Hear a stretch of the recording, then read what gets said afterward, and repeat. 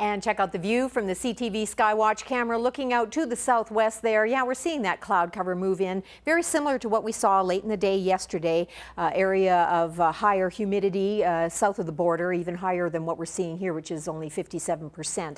But it's enough to trigger these cloud banks that are moving across the border north and into our area. 22 degrees is where we're at right now. So, of course, you get the cloud cover. Sunshine can't radiate down to the earth, and it cools us down. We did get to 26 degrees at noon hour, and we got down to 15 degrees. That was our low at 7 a.m. Very, very mild overnight temperatures in all of these areas in southern Alberta and southeastern BC as well. So it's definitely the nights that you want to be able to keep the windows open, and as long as the wind isn't rattling the blinds, it's okay. And last night was pretty calm and it was pretty warm. What we're seeing here though is these bands of clouds moving up, as I said, from the Montana-Idaho area, higher levels of humidity there, some convective energy, and then it just pops these in with the jet stream, and that's exactly how it's happening, crossing the border into southern Alberta. We've got some pockets of activity we're showing up on radar. A lot of this is just cloud cover, but we did have some sprinkles in some parts of southern Alberta today. Not a whole lot of activity, but some attached with it.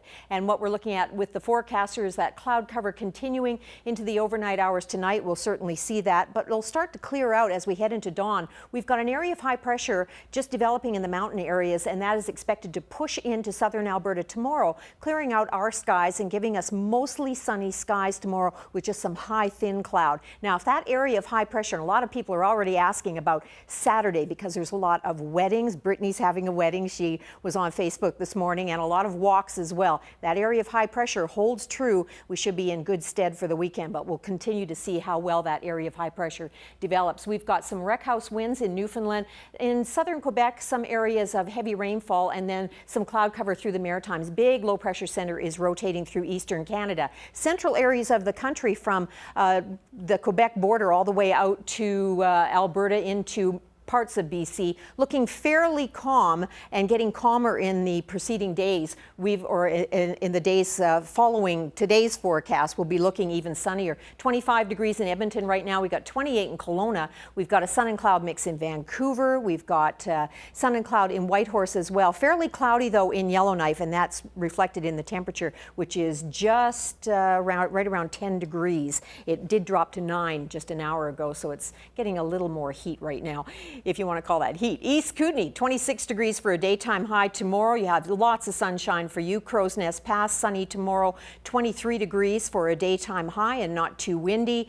In Medicine Hat, you're looking at cloudy periods tonight, but mainly sunny tomorrow, 32 degrees for a daytime high. And here in Lethbridge, we'll be looking at a low of 14 tonight, a high of 29 degrees tomorrow. Winds will be out of the southwest at about 20 kilometers per hour. So it's looking like a nice day tomorrow. And as I said, if that area of high pressure continues to develop the way it looks like it's going to right now. In Lethbridge, you notice the barometric temperature or the barometric pressure was falling in our graph, but actually areas to the west of us, it's rising. So that's a good indicator, but we'll keep an eye on that. A little bit of cloud cover as we head into Thursday and Friday rather, and then keeping our fingers crossed, as I said, for the weekend. It's looking right now, if that area of high pressure continues to dig in, continues to build, that we'll have maybe partly cloudy skies on Saturday, but the risk of showers will be much less than what it was even a few hours ago. So that's really good for all those outdoor activities. Now, our focus on safety message, something you don't often think about. You wouldn't give small little objects to newborns or small toddlers to play with because of the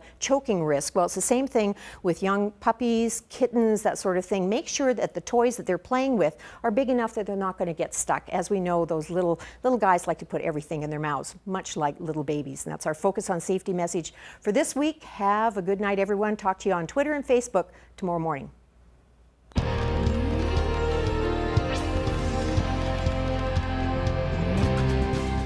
A group of motorbike riders are cruising southeastern BC rather, with a cause. The riders are raising money and awareness for prostate cancer. Kimberly Davidson has more. The motorbikes roll into Cranbrook to meet an anxious crowd. It's the biggest turnout yet for the Cruise for a Cause tour, a 6-day, 8-city motorcycle ride through BC to raise money and awareness for prostate cancer. My wife and I, Colleen, started this 7 years ago for her dad, who had prostate cancer at the time. And the first year we did that, I took a poster to my doctor and found out I had prostate cancer as well. The big draw? For a $10 donation to the cause, actors Amber Marshall and Graham Wardle from the television series Heartland are on hand to sign autographs and pose for fan photos.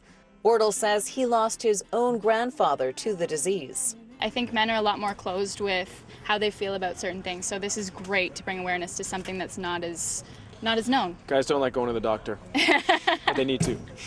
Getting men to open up about their health issues and discussing prostate cancer with their doctors is a huge part of the Cruise for a Cause mandate. If you ask all the men in the lineup here what their prostate is, where it is, and what it does, I would guess that half of them couldn't answer, well, more than half, couldn't answer the question.